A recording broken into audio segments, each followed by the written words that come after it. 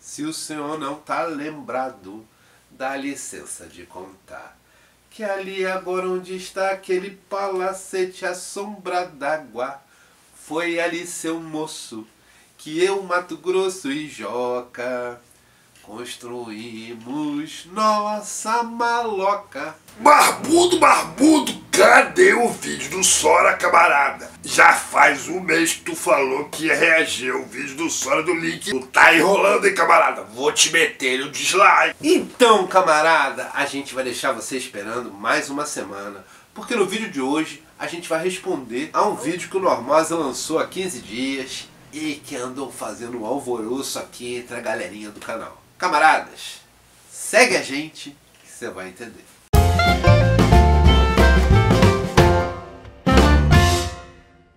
Há uns 15 dias, os camaradas lá do Normose resolveram fazer um vídeo discutindo o que aconteceu com o rock and roll. Os camaradas andavam revoltados porque o ritmo, que inicialmente era um ritmo revolucionário, se tornou um ritmo extremamente conservador e fizeram um vídeo falando sobre isso. E a gente achou que valia a pena dar um pitaco marxista sobre essa questão. A gente vai falar um pouco nesse vídeo sobre a luta de classes e como a música reflete isso. E para isso a gente vai usar duas obras de um camarada marxista chamado Eduardo Granja Coutinho, que fez Os Cronistas do Momo e Velhas Histórias, Futuras Memórias, falando um pouco sobre a história do samba e como ele se relaciona com o viés marxiano. No vídeo do Normose, os camaradas do canal comentam como o rock and roll nasceu com sangue negro. Os negros dos guetos americanos fizeram um ritmo novo para expressar a dor que sentiam e eles foram apagados no seu começo e substituídos por um rapaz branco com uma cara um pouco latina, mas bastante branco, chamado Elvis Presley. E os camaradas Normose estavam bastante revoltados com todo o apagamento do início do rock and roll e de como era uma música que expressava ali um caráter de classe, um caráter classista bastante importante de resistência da classe trabalhadora.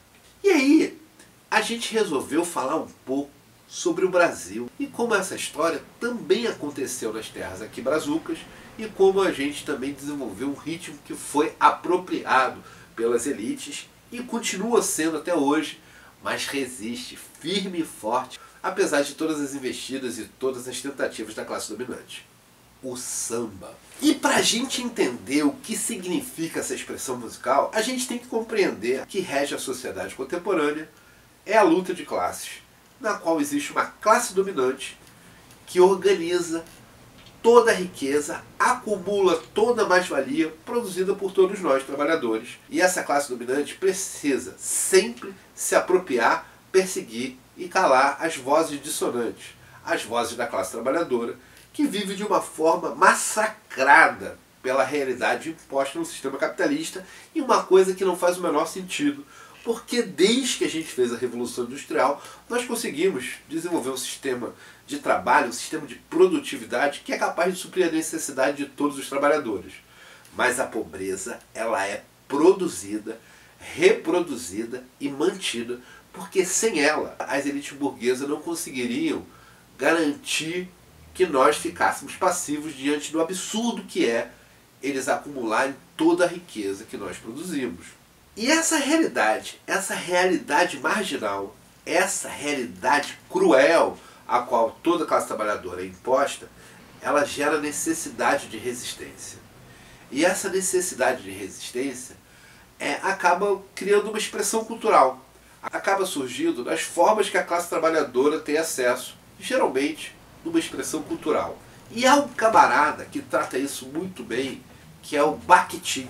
Mikhail Bakhtin, um camarada russo, que fala sobre as questões marxianas presentes na resistência da cultura popular.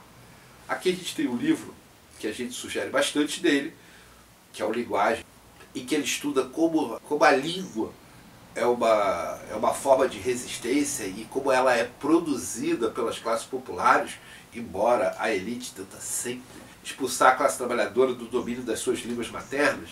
e cria uma ficção como se os trabalhadores não tivessem domínio pleno sobre a língua que eles falam, né? Como se eles fossem ignorantes da própria língua.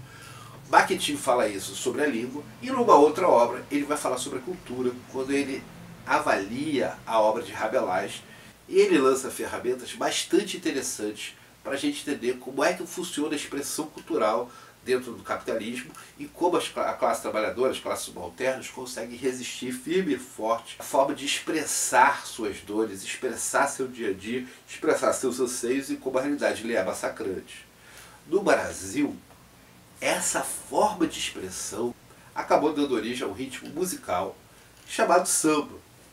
Esse ritmo, ele nasce ainda durante o Império, dentro da realidade da escravidão. A classe popular brasileira, escravizada pelos europeus, mantém na senzala o ritmo forte, o ritmo constante que elas vêm de seus países de origem e no qual eles podem expressar a dor que é nascer, viver e morrer de escravizado. E não só nascer, viver e morrer escravizado, mas nascer, crescer e morrer escravizado num sistema capitalista que suga toda a energia, toda a força da classe trabalhadora para a produção de riqueza da elite. Então, essas formas musicais, que nos seus primórdios existiam dentro da senzala, a partir da abolição, elas vão ocupando o ambiente urbano e vários desses ritmos, como o jongo, frevo, vão se reunindo e acabam dando origem ao samba do Rio de Janeiro e ao samba baiano.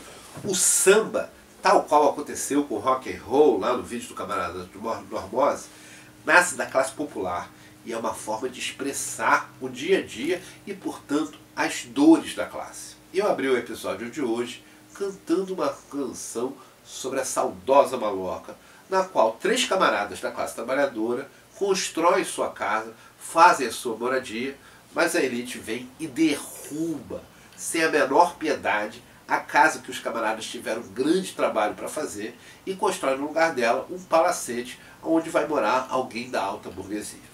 Essa música, ela narra o dia a dia dos camaradas da classe trabalhadora e por isso ela se espalha. Porque os camaradas que vivem o massacre da injustiça capitalista, na qual tudo que eles produzem é apropriado pela burguesia, é retirado de forma violenta dos camaradas e entregue à burguesia, é algo que é um sentimento que é compartilhado por toda a classe popular. E ao ouvir o samba, eles são capazes de expressar nessa música, expressar nessa canção a dor que eles próprios sentem. Então é claro que a saudosa maloca faz parte do dia a dia dos camaradas. Isso não necessariamente expressa a visão política que os cantores do samba têm sobre a sociedade. Expressa a vivência de classe que eles têm e por isso se socializa rápido. A elite burguesa, percebendo esse potencial do samba, o potencial de unir, o potencial de dar voz, o potencial de emprestar protagonismo à classe trabalhadora, de cara o criminaliza.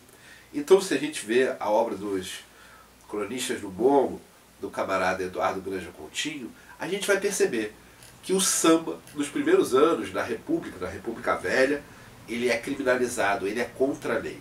Inclusive, tem várias passagens, vários momentos em que músicos e sambistas comentam que nada pior para um camarada da classe trabalhadora que ser pego com um violão, porque ele iria em cana e apanharia muito.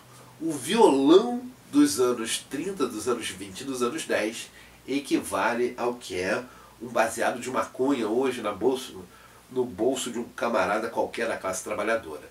Ele vai ser levado pela prisão e vai ser achincalhado, provavelmente preso, para amargurar uns bons dias em cana, porque se atrevia a tocar um samba. Era proibido o camarada usar violão e tocar samba. Isso era o fim do mundo. E claro, as classes populares se rebelam, se organizam na grande festa do carnaval, que também era criminalizado, para colocar para fora aquilo que a elite tenta impedir a eles de tocar, que é o samba. que é as dores do dia a dia da classe trabalhadora, no caso, expressado de forma bastante clara pelo estilo musical do samba. E aí, a partir da Revolução de 30, quando Vargas chega ao poder, ele percebe que não dá para massacrar o samba, não dá para perseguir o samba. E tem uma outra atitude, que é tentar cooptá-lo, retirá-lo das classes trabalhadoras, e aí constrói um samba nacional, um samba como se fosse uma forma de expressão brasileira, e esse samba tem que seguir rigorosamente as regras folclóricas, quase futuristas, de ovacionar o que é o Estado Novo e o novo Brasil que está sendo construído ali pelo Vargas. Então a gente tem a Aquarela do Brasil, a gente tem diversos sambas que vão ser todos eles enaltecedores do Brasil, enaltecedores do trabalhador que está construindo essa nova nação. E os sambas que vão cantar a vida marginal, esses vão continuar sendo censurados pelo governo de Vargas e impedidos de se expressar. Percebam que a elite tem aí duas políticas diferentes. A primeira, a repressão simples e forte, simples e direta. Não conseguindo vencer pela repressão, tenta cooptar, transformar o samba em algo das elites. E na década de 50, a gente pode acompanhar em velhas histórias e futuras memórias que o samba ele é apropriado pelos brancos, reorganizado junto com o jazz e dá origem à bossa nova. E a partir da bossa nova, a gente tem um samba branco, um samba de elite, que pode perfeitamente substituir o samba antigo. Ali, a partir do surgimento da bossa nova, há uma visão de que o samba evoluiu e de que, portanto, ele está morto. E a bossa nova veio para ficar, veio para substituí-lo. Isso ali no início dos anos 50, a gente tem uma vasta quantidade de músicas feitas pela bossa nova, e todas elas eram músicas que eram tocadas dentro da casa da burguesia, dentro da casa dos alto-burgueses, da alta classe média e da elite burguesa, a elite paulista. Entendam que a tensão entre a luta de classes na cultura popular, ela é sempre presente em todos os aspectos que a gente tiver em todos os estados do capitalismo. Nos Estados Unidos, os camaradas do Normose vão falando sobre o jazz e sobre o rock and roll sendo massacrados e apropriados pela elite burguesa e depois se tornando um evento de direita. No Brasil, o samba é inicialmente criminalizado, perseguido, depois se transforma num samba que exalta a nação, um samba do Estado Novo, e por fim ele é transformado na bossa nova para se dizer que foi morto. Mas enquanto a elite conta essa história, a classe popular não vai cantar bossa nova. Ela vai continuar fazendo samba de gueto. E o Paulinho da Viola, que é o principal sambista avaliado pelo Eduardo Granja Coutinho, tem uma frase excelente a esse respeito. O samba é uma coisa toda a vida marginal. Porque ele expressa a dor que passa a classe popular. Não necessariamente apontando para a revolução, mas necessariamente apontando para as condições de vida a qual a classe trabalhadora é massacrada no dia a dia do Estado Novo e depois da redemocratização do país, a era JK, em todas as eras que vão vindo depois, o samba continua existindo e resistindo, porque ele é uma expressão, uma válvula de escape e uma forma da classe popular conseguir fazer a catarse de sua dor. A bossa nova não foi capaz de destruir o samba, como prometido. E na década de 60, enquanto lá nos Estados Unidos o rock and roll é apropriado pelo Elvis Presley e aí passa a ser exportado para o mundo inteiro para calar as músicas das classes subalternas, nos termos do Gramsci, ou da classe trabalhadora, nos meus termos, o samba sofre aqui a invasão do iê-iê-iê, que é a primeira forma de rock and roll brasileiro, que tenta simplesmente traduzir o rock and roll americano, a língua materna nacional. E aí, o surgimento do iê-iê é necessariamente uma forma apolítica no sentido mais clássico da política. Ele não fala sobre o dia a dia das classes populares. Ele fala sobre questões da classe média, né? A Ana Maria, que vai para a praia com um vestido de bolinha amarelinha e que ela fica toda envergonhada porque ele é muito pequenininho. Ou a menina que vai tomar um banho de lua. E na melhor da produção nacional, ele começa a fazer a Jovem Guarda, a produção do rock and roll nacional, que vai exaltar o camarada da classe média alta, que tem o carro e pode andar na Via Augusta a 120 por hora. Todas essas formas de expressão, elas não expressam o dia a dia da classe popular, não podem, portanto, se popularizar como o instrumento de expressão do povo como um todo. Mas ele expressa um sentimento de desejo de um pedaço dessa classe e da classe média alta. Mas ele é muito descolado da realidade da cultura nacional. Tão descolado, que os camaradas de engajamento político mais forte começam a odiar essa entrada dessa música que não consegue ter nenhum tipo de cola, nenhum tipo de expressão com a realidade brasileira, e vão começando a recusar terminantemente a entrada da guitarra, do rock and roll e de todas as formas de expressão do rock, que quando nasce lá nos Estados Unidos, como bem disse nossos amigos do Normose, nasce com uma característica popular, mas quando ele é amansado o suficiente para chegar no Brasil, ele já deixa de ter a característica popular e se torna uma farsa, uma cópia mal feita do que era a sua origem como rock.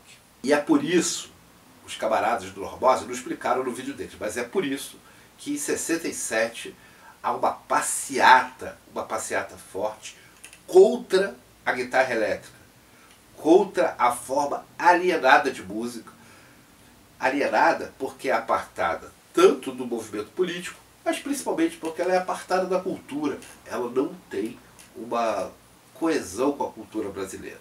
E depois dessa passeata, depois que isso acontece, surge um novo movimento, capitaneado pelo Caetano Veloso e os Novos Baianos, chamado Tropicália.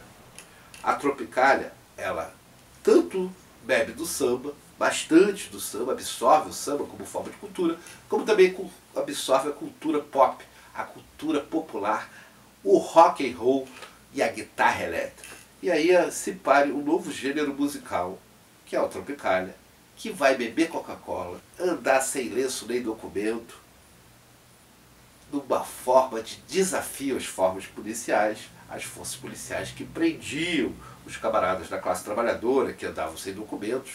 Se você não tivesse carteira de trabalho, você era preso por vadiagem. Então esses camaradas pariram uma música que, de certa forma, dialogava com a cultura nacional, dialogava com a cultura brasileira.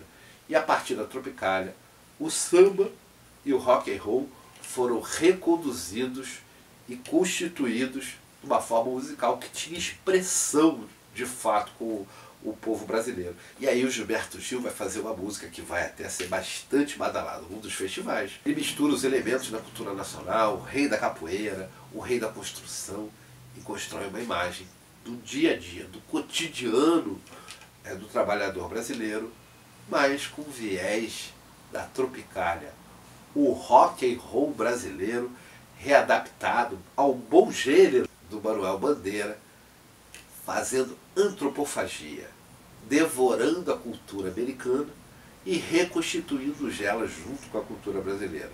E aí a imprensa, a elite, a burguesia como um todo, finalmente pôde comemorar o fim do samba, porque o samba a partir dali era coisa do passado, não existia mais.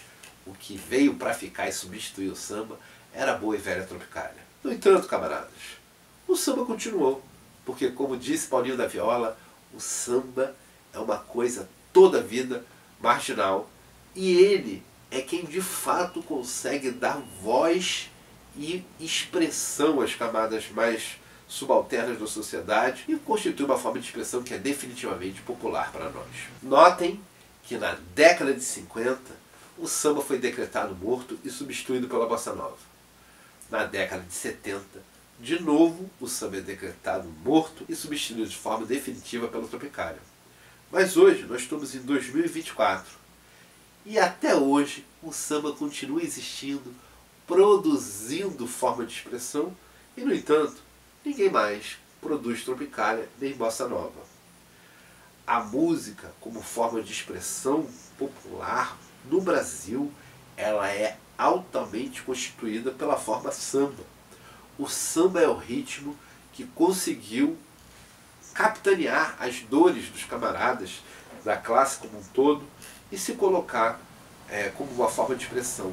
E a burguesia, por sua vez, continua firme e forte na sua luta de apartar o samba da classe trabalhadora, tirar o samba da dor que segue a classe, tirar o samba da possibilidade de unificar toda a classe, de dar empatia à classe, de ela se compreender como protagonista da história, produtora de todos os bens que existem na sociedade e, por fim, tomar para si a autogestão e a autodeterminação dos governos, que é o caminho que a gente tem que seguir.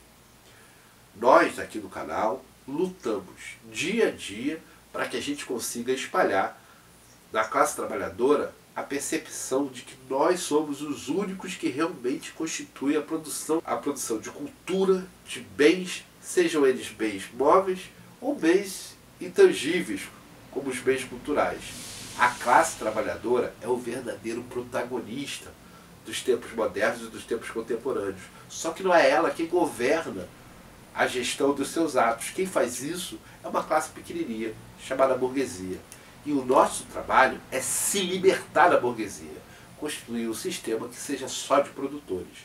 Nós não temos nada a perder, a não ser as correntes que nos prendem. Até a vitória, camaradas! Sempre!